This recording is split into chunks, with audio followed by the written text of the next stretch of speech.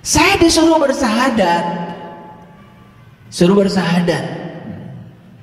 Ya saya suruh baca aja.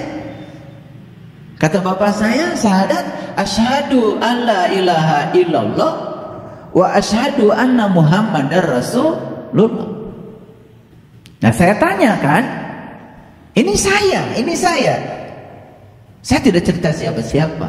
Supaya tidak konflik, saya tidak cerita kalian, saya cerita saya. Sebetulnya sejak dari kecil, saya ini sudah ada dalam diri saya keinginan tertawa, mentertawakan diri saya sendiri. Tapi saat itu tertawa saya tertahan. Dan saya baru tertawa lebar-lebar sekarang. Makanya suka mengajak kalian tertawa kan? Itu sekarang. Saya tertahan karena takut kalau saya tertawa marah lagi orang tua saya. Saya coba disuruh syahadat. Asyhadu an la ilaha illallah, aku bersaksi tiada Tuhan selain Allah. Kan saya bersyahadat dengan mulut saya. Dengan mulut saya. Kan bersaksi itu semua dengan mulut. Dan saya cuma bertanya, apa boleh saya bersaksi dengan mulut saya? Kan saya belum tahu Allah. Bapak saya cuma menjawab, gak usah banyak nanya, ikuti saja. Nah ketidakpuasan ini kan jadi penyakit bagi saya. Tapi ketidakpuasan inilah yang mendorong saya untuk berjalan melakukan proses pencarian tentang jati diri saya, termasuk juga hal-hal yang masuk akal bagi saya.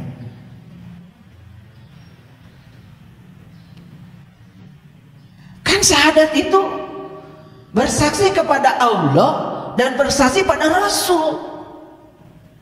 Sedangkan saya tahu Nabi Muhammad sendiri sudah meninggal 1500 tahun yang lalu. Fotonya saja sampai sekarang saya belum pernah lihat. Sementara saya harus bersyahadat kepada beliau. Coba, saya ini, kalau kalian kan gak seperti saya. Saya kan bingung. Mau tertawa, saya juga takut dimarahi. Mau nanya lanjutan juga, saya tidak mendapatkan jawaban. Kalau kalian mah hebat ya, dari kecil suruh begitu, ikut aja. Kalau saya tuh stres disuruh begitu,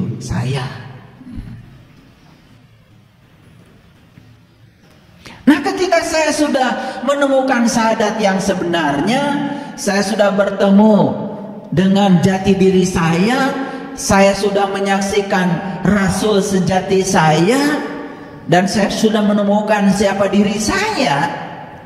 Saat itu saya mulai bisa tertawa. Ternyata untuk sampai pada tingkat tertawa itu tidak mudah para sahabat perjalanannya. Saya tidak cerita tertawa seperti kalian terbahak-bahak sambil nyanyi, bukan itu tertawa hari ini. Topik kita adalah tertawa tentang diri sendiri. Saya dari kecil ya taat beragama dan saya sholat. Sama seperti kalian, sholat. Walaupun saat itu juga saya bingung, sholat itu apa? Kenapa rakaatnya 17? Kenapa bukan 18? Kenapa bukan 19? Kenapa bukan 2 rakaat saja? Dan pertanyaan tentang rakaat saja, ini nggak ada jawaban yang pasti bagi saya. Kenapa takbiratul ihram itu begitu? Dan kenapa ketika baca syahadat, kok yang diacukan telunjuk, bukan kelingking gitu loh? Atau jempol kali?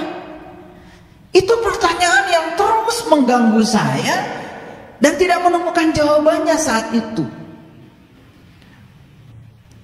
Dan terus terang ya, akhirnya saya itu merengek-rengek ya sama Allah. Saya bilang, kalau engkau ada, tolong dong jangan bikin saya bingung. Yang saya heran itu kok orang lain, teman-teman saya nggak pada bingung. Telunjuknya suruh gini, gini aja. Saya disuruh gini, ya nggak saya lakukan. Makanya saya disebut anak nakal di rumah, karena nggak taat sama ayah saya. Tetapi ketika ayah saya umurnya 79 tahun, justru saya bisa memberikan pencerahan pada ayah saya tentang semua yang saya pertanyakan, dan ayah saya mengakui itu. Di usia beliau 79 tahun, betapa lama untuk sampai di tingkat itu. Dan saat itu beliau berhasil mentertawakan dirinya sendiri.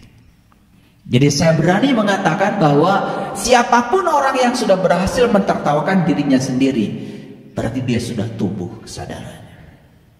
Dan siapapun yang hari ini hanya sibuk mentertawakan orang lain, merasa diri paling benar, paling suci, seakan-akan dia punya jalan terbaik satu-satunya, bahkan Allah pun dikooptasi oleh dia, gak ada Allah bagi yang lain, hanya untuk dia sendiri. Saya kira belum tumbuh. Jadi hari ini kompetensi yang saya bangun buat kalian sederhana.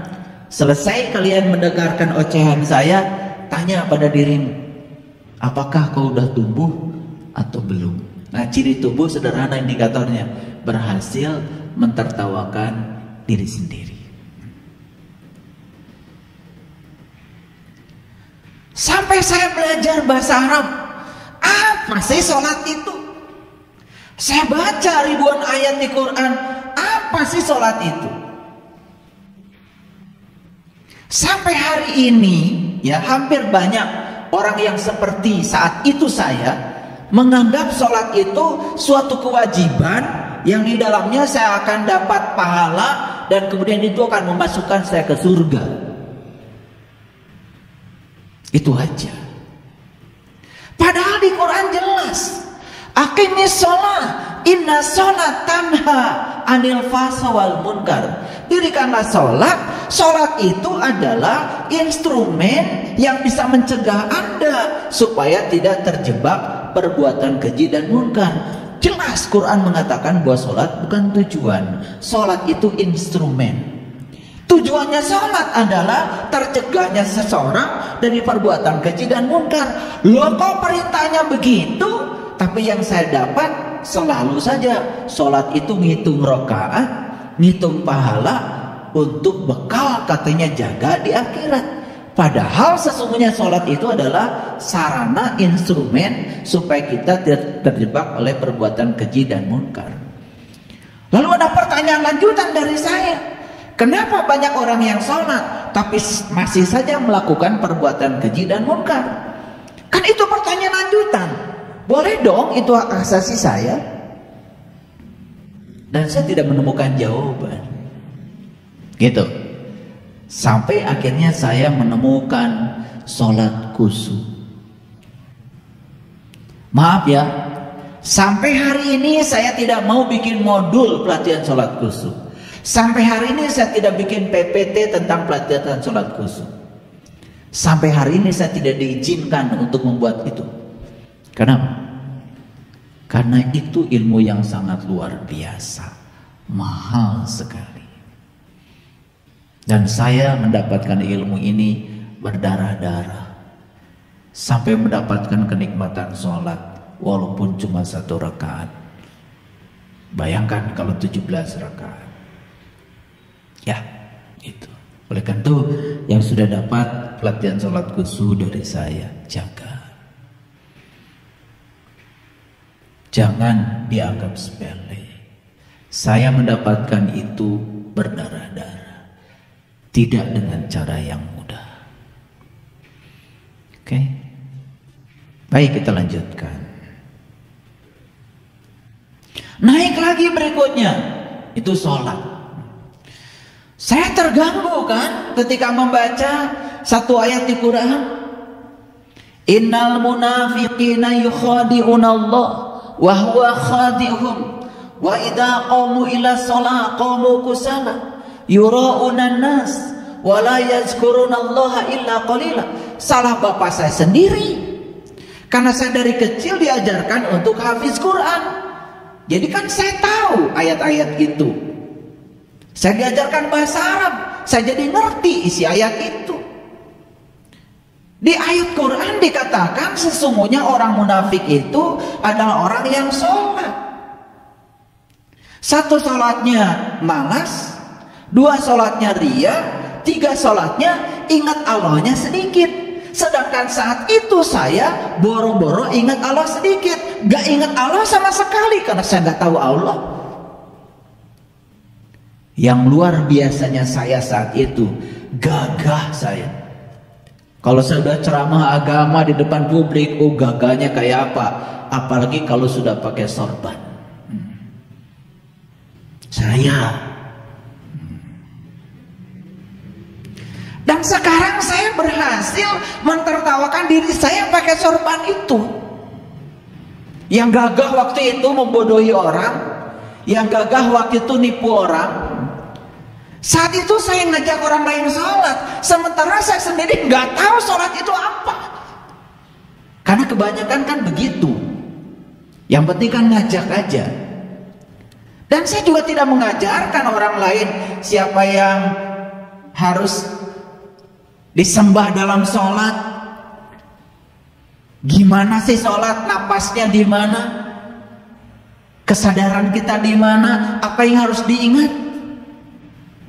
Sedangkan perintah sholat di Quran itu sangat jelas. Di Quran surat Toha ayat 9-14, orang pertama yang diperintahkan sholat kan Nabi Musa. Dan yang luar biasa, Nabi Musa sebelum diperintahkan sholat, Nabi Musa itu diundang dulu oleh Allah. Diundang. Di situ ada kata-kata begini, hai Musa, aku telah memilih kamu. Lepaskan kedua terompahmu dan kini kamu sedang berada di Al-Muqaddasit Tua, tempat suci tua. Tempat suci tua itu saya memahaminya adalah qalbu. Karena apa? Karena tubuh kita, dari semua anggota tubuh kita, yang pertama kali Allah buat adalah qalbu. Makanya Allah lalu menempatkan diri di situ. Dan Allah mengatakan, qalbul mu'min baitullah. Qalbunya orang yang beriman itulah rumahku.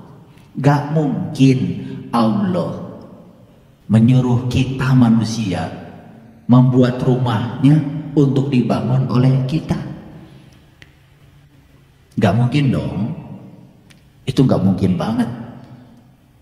Jadi Allah sudah membuat rumahnya sendiri. Tapi hati-hati, rumah Allah dengan rumahnya Saiful beda. Kalau rumah saya ada batasnya dan saya tinggal di dalamnya. Tapi rumah Allah jangan dibayangkan seperti rumah saya, ada dindingnya, ada pintunya, ada kusennya.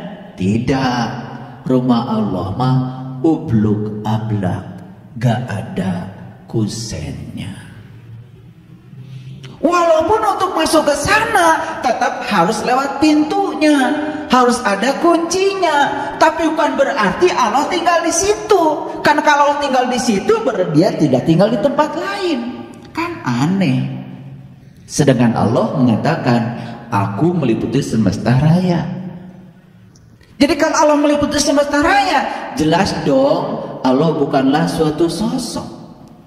Yang meliputi tidak mungkin sosok, yang diliputi jelas sosok. Jadi kalau hari ini kita mempersepsikan Allah itu sosok yang tinggal di langit, si dangdong di kursinya, di aras katanya, itu yang membuat ilusi keterpisahan kita semakin jauh dengan Allah. Lupa ya, kemarin kita mengiris-ngiris bawang, dan karena ngelamun kemudian teriris tangan kita. Hari pertama mengering, hari kedua sembuh, hari ketiga bekasnya pun tidak ada. Pernahkah kalian berpikir siapa yang menyembuhkan? Bagaimana sel-sel yang terkoyak itu kok bisa sempurna kembali? Kan kalian bisanya cuma mengiris, tetapi kan yang menyembuhkan Dia. Apa Dia tidak hadir di telunjuk kita yang teriris itu? Masihkah kita mencari Dia di tempat lain? Bukankah Dia meliputi Anda? Bahkan Allah mengatakan saking meliputi kita, beliau ngasih alamat lebih dekat daripada urat nadi leher kita. Sedangkan perintah salat di Quran jelas, aqimis sholata li zikri. Salat itu untuk mengingat aku. Jadi tidak mungkin seseorang tiba-tiba disuruh sholat sementara dia belum bisa mengingat Dia. Maka Nabi Muhammad kan mi'raj dulu baru sholat. Berarti ada perjumpaan dulu dong sebelum terjadi persembahan. Ada perjumpaan dulu dong sebelum Nabi Muhammad bisa mengingat Dia. Kan gak mungkin bisa mengingat kalau tidak ada perjumpaan. Jadi sangat masuk akal kalau Nabi Musa sebelum diperintahkan sholat di Quran surat Toha diundang dulu oleh Allah. Allah mengatakan begitu kok. Ya Musa, hai Musa, aku telah memilih Anda. Pertanyaannya kenapa Musa dipilih Allah? Karena Musa ingin dipilih. Bukan Allah pilih-pilih. Hati-hati. Jadi kalau Anda ingin dipilih seperti Musa, ya Anda harus ingin dipilih. Maka Allah akan memilih. Karena Allah hanya memilih mereka yang ingin dipilih. Jadi sebetulnya Allah ingin mulai semuanya dari diri kita sendiri. Siapa yang punya kehendak dikehendaki, yang tidak punya kehendak tidak akan dikehendaki. Siapa yang ingin dipilih, ya harus ingin dipilih, maka Allah akan memilih. Nah, kenapa Musa dipilih? Mungkin kita masih berpikir, oh karena Musa itu Rasul, begitu. Nah ini ada yang salah pemahaman kita selama ini. Karena menganggap Rasul itu manusia-manusia yang diunggulkan Allah. Dan kita menganggap diri kita ini manusia-manusia yang tidak diunggulkan Allah. Emang mau punya Allah begitu? Yang ini diunggulkan, yang ini gak diunggulkan. Sedangkan Allah adalah Maha Adil. Saya ingin kasih tahu sebetulnya para nabi, para rasul hebat karena dirinya sendiri ingin hebat, bukan dihebatkan oleh Allah. Karena selama ini kita sering mengatakan, oh para nabi, para rasul itu hebat karena dihebatkan Allah. Bukankah kita menghina mereka? Sederhana kok. Yang ini anak rakyat, yang ini anak pejabat. Yang ini bisnisnya hebat, yang anak pejabat. Yang ini biasa-biasa saja. Karena yang ini difasilitasi, yang ini tidak. Mana yang terhormat? Anak rakyat jadi pengusaha hebat, atau anak pejabat jadi hebat karena difasilitasi? Mana yang lebih hebat? Anak rakyat yang hebat karena ingin hebat dirinya. Ngerti maksud saya? Berarti yang terhormat itu kan sebetulnya yang hebat karena dirinya ingin hebat, bukan hebat karena difasilitasi oleh orang yang sudah hebat. Ngerti maksud saya?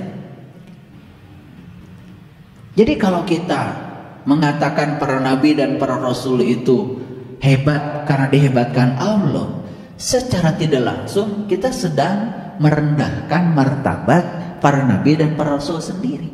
Padahal mereka itu hebat karena dirinya ingin hebat. Jadi sebetulnya Allah memberikan kesempatan yang sama buat semua orang kalau ingin hebat. Paham maksud saya? Maka kan di Quran dikatakan, in kuntum tuhibbunallah fattabi'uni yuhibbukumullah. Siapa yang ingin dicintai Allah, ikuti aku. Kata para rasul, yuhibbukumullah, maka Allah akan mencintai kamu seperti Allah mencintai aku. Kan gitu. Artinya para rasul pun mengatakan bahwa Anda dengan saya bisa mencapai capaian yang sama. Terasa nggak adilnya Allah? Nah, banyak sekali di sini ya persepsi yang salah. Ketika orang lain hebat, wah kan dia mah Rasul. Terus Anda, ya saya kan manusia biasa. Sedangkan Rasul sendiri disuruh bilang oleh Allah bahwa mereka manusia biasa. Kan itu dinyatakan di Quran. Kul innama ana basyarum mislukum. Katakanlah, hai para nabi, para rasul, bahwa Anda manusia biasa seperti yang lain. Itu Quran. Nah, kalau kita punya persepsi yang semacam itu, wah itu mah Rasul. Rasul itu ada mujizatnya. Kalau kita nggak mungkin dapat mujizat. Mau punya Allah yang begitu? Saya dari kecil aja udah gak mau punya Allah kayak gitu. Kata bapak saya, rezeki sudah ditentukan Allah. Saya kan pernah nanya sama bapak saya, Pak, kenapa kehidupan kita tuh miskin amat? Sehari makan, sehari enggak. Kalaupun makan hari kedua, semua karbohidrat. Iya. Bedanya yang ini nasinya basah, yang ini nasinya kering. Namanya gelendar. Legendar itu apa namanya tuh? Ya sama-sama nasi lah. Yang ini nasi basah, ini nasi kering. Itu yang dibuat ibu saya. Tapi itu sudah mewah saat itu. Sekarang kan saya baru bisa tertawa. Kalau itu sama-sama nasi. Ini tipe versi basah, ini versi kering. Itu aja. Paham? Gitu. Lalu bapak saya mengatakan, ya rezeki sudah ditentukan Allah. Saat itu saya bingung. Allah itu semena-mena ya. Gitu. Tetangga saya duitnya banyak. Bapak saya kadang-kadang, mohon maaf ya, kalau nyuruh beli saya ke warung, itu ikan asin 1 ons, minyak 1 ons, itu yang pakai canting itu, yang makan 11.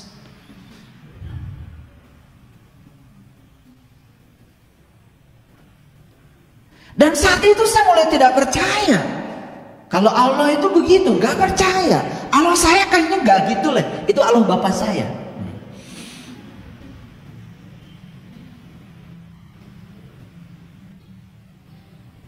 Ternyata begitu saya sudah dewasa, saya menemukan ajaran yang sebenarnya. Ternyata Allah tuh nggak begitu. Allah tuh menyediakan rezeki yang sama buat semua orang, menyediakan kebahagiaan yang sama buat semua orang, menyediakan kesempatan yang sama untuk mencapai dia untuk semua orang. Kenapa kita berbeda? Yang membedakan ya cara kita mendapatkan rezeki. Yang membedakan cara kita, yang membedakan pikiran kita, yang membedakan adalah ikhtiar kita. Itu yang membedakan. Bayangkan ya, kalau ajaran itu sekarang masih dipegang oleh kita, kita jadi orang yang putus asa. Ketika kita duitnya nggak punya, hidup kita susah, langsung kita berserah. Itu yang disebut berserah diri yang konyol.